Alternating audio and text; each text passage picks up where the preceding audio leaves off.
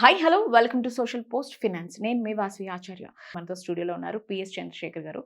He's an AMFI registered mutual fund distributor and investment adviser. So సార్ని invite చేసి ఈ topics మీద discuss చేద్దాం ఈరోజు. మీరు చేయాల్సిందల్లా ఒకటే, ఛానల్ని ఫాలో చేసి ఈ వీడియోని ఫ్రెండ్స్కి ఫ్యామిలీ మెంబర్స్కి షేర్ చేయండి. చివరి వరకు చూడండి, ఎక్కడ కూడా స్కిప్ చేయొద్దు.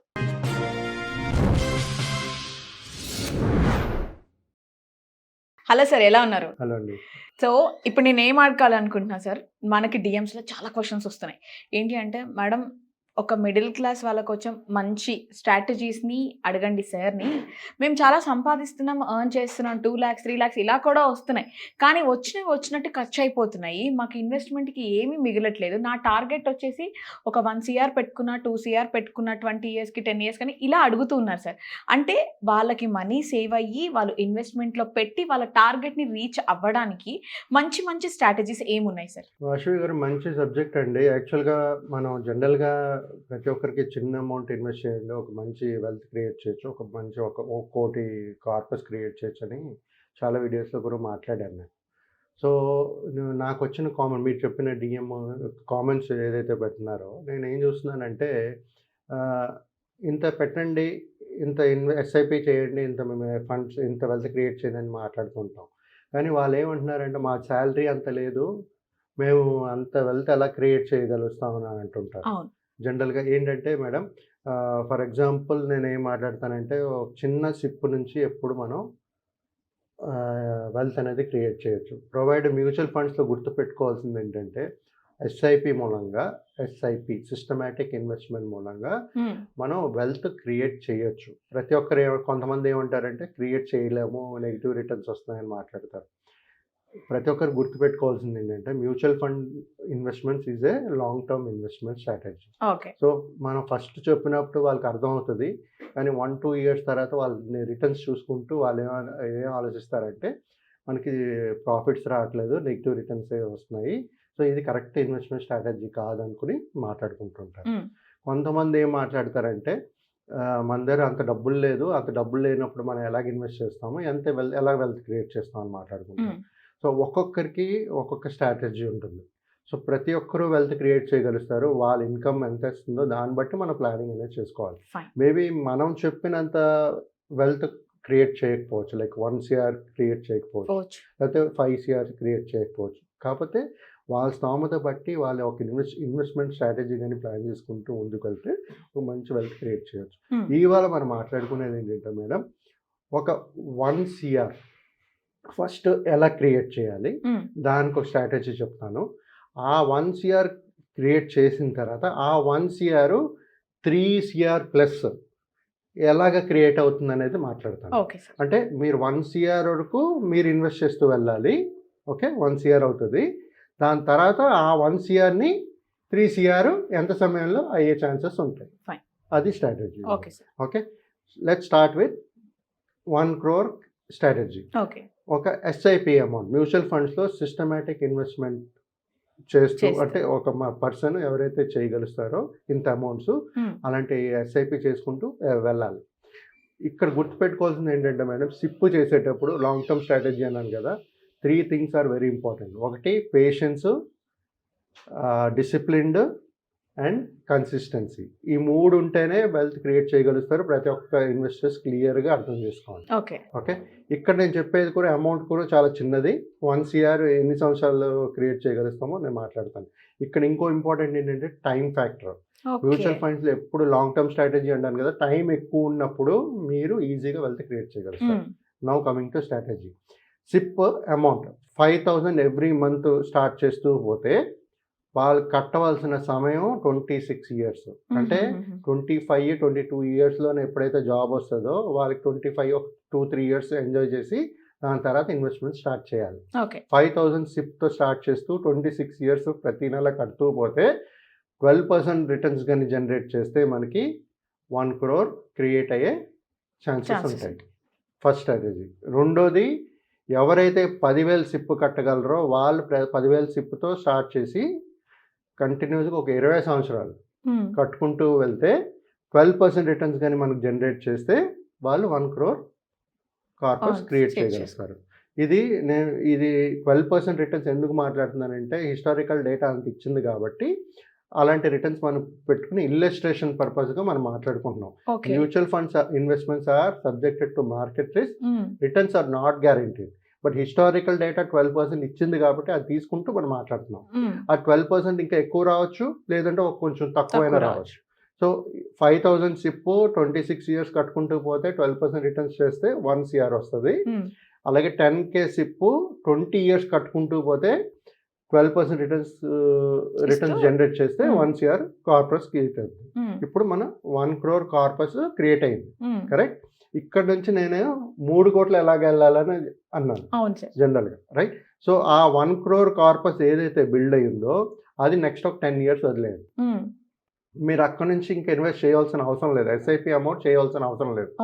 1 CR ఇన్వెస్ట్ చేసి నెక్స్ట్ 10 ఇయర్స్ వదిలేయండి. మీకు సుమారుగా 3,10,00,000 వెల్త్ క్రియేట్ అయ్యే ఛాన్సెస్ ఉంటాయి. సో ఇప్పుడు ఈజీగా ఉందా మేడం? నాకు ఎవరో కామెంట్లో పెట్టారు, నా జీతం 50,000 సార్, నేను ఎలాగింత పెద్ద అమౌంట్లో ఇన్వెస్ట్ చేస్తాను అంటే షార్ట్ పీరియడ్లో, అంటే 15-20 ఇయర్స్లో చేయాలంటే పెద్ద సిప్ అమౌంట్ కట్టాలి. సో ఇప్పుడు స్ట్రాటజీ బాగుంది కదా, 5,000 26 ఇయర్స్ ప్రతి నెల 12% 1 CR. 10K సిప్ 20 ఇయర్స్ కట్టుకుంటూ వెళ్తూ 12% రిటర్న్స్ జనరేట్ చేస్తే 1 CR. ఆ 1 CR ని మళ్ళీ ఒక 10 ఇయర్స్ ఇన్వెస్ట్ చేసి వదిలేయండి. 3.10 lakhs corpus, 3.10 CR corpus create అయ్యే ఛాన్సెస్ ఉంటాయి. సో మనకి ఇలా కట్టుకుంటూ పోతే మా అవసరాలకి తీసుకోవచ్చు అనుకుంటే కొంత తీసుకోవచ్చు, ఎప్పుడు తీసుకోవచ్చు. మ్యూచువల్ ఫండ్స్లో ఆ ఫ్లెక్సిబిలిటీ ఉంటుంది, మీకు కావాల్సినప్పుడల్లా తీసుకోవచ్చు. కానీ మొత్తం తీసుకుంటే ఏమవుతుందంటే మీరు వెల్త్ మళ్ళీ ఉండదు. సో ఈ ఇన్వెస్ట్మెంట్ 5K 10K అనేది మీ పార్ట్ ఆఫ్ యువర్ ఇన్కమ్ ఉండాలి. అది ఇన్వెస్ట్మెంట్ చెప్పాను కదా, invest first later you spend అని. సో ఆ investment amount with in that రేంజ్లో ఉంటే మనం 1 CR నుంచి 3 CR కార్పస్ ప్రతి ఒక్క మిడిల్ క్లాస్ ఫ్యామిలీ క్రియేట్ చేయగలుగుతాం. అంటే సార్ ఇప్పుడు అంటే పర్టికులర్గా ఈ టైం పీరియడే అన్నట్లు పెట్టుకోవాలి, 26 ఇయర్స్ అన్నట్టు మీరు చెప్పారు, ఇంకొకటి 15 ఇయర్స్ అన్నట్లు చెప్పారు. ఇవి కాకుండా 8 ఇయర్స్ అట్లా ఏమన్నా ఉందా? ఇప్పుడు మనం మాట్లాడుకునేది 26 ఇయర్స్ 20 ఇయర్స్ మేడం, 15 ఇయర్స్ కాదు, 26 20 ఇయర్స్. సో 5 కాకపోతే ఎక్కడైతే మనం సిప్ అమౌంట్ ఏమో 5,000, మనం 8 ఇయర్స్ 10 ఇయర్స్ మీరు చెప్పారు చూసారా, ఇదే ఎగ్జాంపుల్స్ నేను 10 ఇయర్స్ 15 ఇయర్స్ తీసుకుని 10 ఇయర్స్ తీసుకుని సిప్ అమౌంట్లో ఏమవుతుందంటే సమయం ఎప్పుడైతే తగ్గుతుందో సిప్ అమౌంట్ పెరుగుతుంది. సో అందరూ ఎఫోర్డబిలిటీ చేయరు కాబట్టి నేను మిడిల్ క్లాస్ వాళ్ళని మన దృష్టిలో పెట్టుకుంటూ ఒక 5,000 10,000 సిప్పే తీసుకున్నాను. కాకపోతే సమయం ఎక్కువ తీసుకున్నాను, 26 ఇయర్స్ 20 ఇయర్స్ తీసుకున్నాను. 12% రిటర్న్ చేస్తే వాళ్ళకి ₹1,00,00,000 కార్పస్ క్రియేట్ అవుతుంది. నేను చెప్పేది ఎక్స్క్లూజివ్లీ ఫర్ మిడిల్ క్లాస్ వాళ్ళకి. ఎవరికైతే ఇన్కమ్ ఒక 50,000 40,000, ఎవరైతే 5,000 10,000 సిప్ చేయగలుగుతారో వాళ్ళకి స్ట్రాటజీ.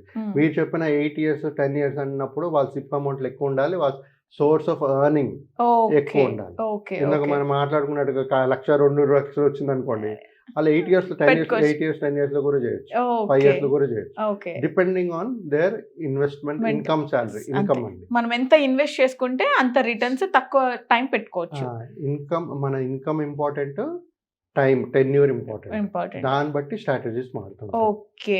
అంటే సార్ ఇప్పుడు ఒకవేళ ఇందాక మీరు చెప్పారు మధ్యలో కట్టకుండా ఏదైనా జాబ్ అటు ఇటు అయ్యి కట్టకుండా లేదా కొంచెం గ్యాప్ వచ్చి తర్వాత మళ్ళీ మేము స్టార్ట్ చేస్తాము అని అంటే ఈ కట్టకుండా ఉన్న పీరియడ్ కవర్ అవుతుందా? ఇప్పుడు ఏదైతే మీరు ఆ సమయంలో కట్టలేకపోయారో, ఒక జాబ్ లేకపోవడం వల్ల ఏదో రీజన్ అనుకోండి, కట్టలేని ఆ డబ్బుల్ని మీరు ఒకేసారి నెక్స్ట్ 1-2 ఇయర్స్లో కానీ ఒకేసారి లంసమ్ SIP కాకుండా ఒక లంసమ్గా యాడ్ చేస్తూ పోతే మళ్ళీ అదే సమయంలో మనం వెల్త్ క్రియేట్ చేసే ఛాన్సెస్ ఉంటాయి. కంటిన్యూ చేయొచ్చు. సో కొంతమంది ఏం చేస్తారంటే ఓన్లీ సిప్ వేస్తారు, కొంతమంది SIP వేస్తారు, మధ్యన డబ్బులు ఉండేటప్పుడల్లా యాడ్ చేస్తారు. సో అలా చేసేటప్పుడు ఏమవుతుందంటే మనకు 1 crore ఇంకా ఎక్కువ కార్పస్ క్రియేట్ అయ్యే ఛాన్సెస్ ఉంటాయి. సో మన 1 CR నుంచి మళ్ళీ నెక్స్ట్ 3 ఇయర్స్ కానీ 10 ఇయర్స్ కానీ వదిలేసారు అనుకోండి, అది 3 CR అవుతుంది అన్నాను కదా, అది 5 CR అయ్యే ఛాన్సెస్ కూడా ఉంటాయి.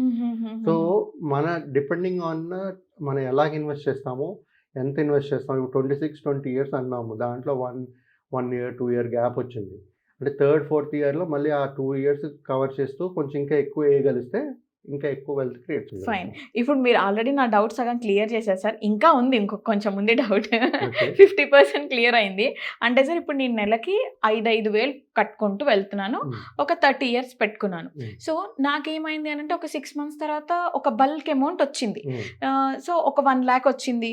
సో ఆ 1 lakhలో నేను ఒక 20,000 పక్కన పెట్టుకొని 80,000 ఇందులో వెయ్యాలి అని అనుకున్నా. అలా వేసుకోవచ్చా? మ్యూచువల్ ఫండ్స్లో బ్యూటిఫుల్ ఆప్షన్స్ ఏంటంటే ఫ్లెక్సిబిలిటీ. ఆహా. మనం ఇవాళ 5,000తో 10,000తో స్టార్ట్ చేయొచ్చు, Hmm. రేపు దాన్ని పెంచుకోవచ్చు, Hmm. మధ్య మధ్యన లంసమ్ ఉంటే యాడ్ చేసుకోవచ్చు, Sure. మళ్ళీ మళ్ళీ దాని నుంచి కొంత డబ్బులు కావాలన్నా తీసుకోవచ్చు. మరి ఈ నెల నేను సార్ ఈ నెలనేమో నాకు ఎక్కువ డబ్బులు వచ్చాయి, నేను Hmm. యాడ్ చేసుకున్నాను. నెక్స్ట్ మంత్ కొంచెం కష్టమైంది నాకు. ఆ, అప్పుడు మనం కట్టకుండా వదిలేస్తే లేదు, సిప్ ఇనిషియేట్ చేసేటప్పుడు మనం రెగ్యులర్గా ఏదైతే కంఫర్ట్ అమౌంట్ ఉందో అది సిప్లో పెట్టుకోవాలి. అది రెగ్యులర్గా ఆ మంత్ ఆ డేట్కి కట్ అవుతుంది కాబట్టి ఆ డబ్బులు కన్ఫామ్గా పెట్టుకోవాలి, అది మ్యాండేటరీగా పెట్టుకోవాలి మీ బ్యాంక్ అకౌంట్లో. సో ఏదైతే కంఫర్ట్ అమౌంట్ ఉందో అది సిప్ కింద మార్చుకోండి. మీదైనా ఎక్స్ట్రా వచ్చింది ఎప్పుడల్లా దాన్ని లంసమ్గా ఇన్వెస్ట్ చేయండి. Fine fine fine. సో అయితే ఆ విధంగా ఇన్వెస్ట్ చేస్తే వెళ్తే మంచి వెల్త్ క్రియేట్ చేయగలుగుతాం. అయితే మీరు చెప్పినట్టు మీరు చెప్పిన టిప్స్ అన్నీ ఫాలో చేస్తూ నేను ఈ రోజు నుంచే నేను ఇన్వెస్ట్మెంట్ స్టార్ట్ చేస్తా సార్, డెఫినెట్గా. సో గైస్ మీరు కూడా లేట్ చేయకుండా సార్ చెప్పిన టిప్స్ అన్నీ ఫాలో చేస్తూ ఆ స్ట్రాటజీస్ అన్నీ ఫాలో అవుతూ ఈ రోజు ఇన్వెస్ట్ చేయడం స్టార్ట్ చేయండి. Thank you so much sir. Thank you.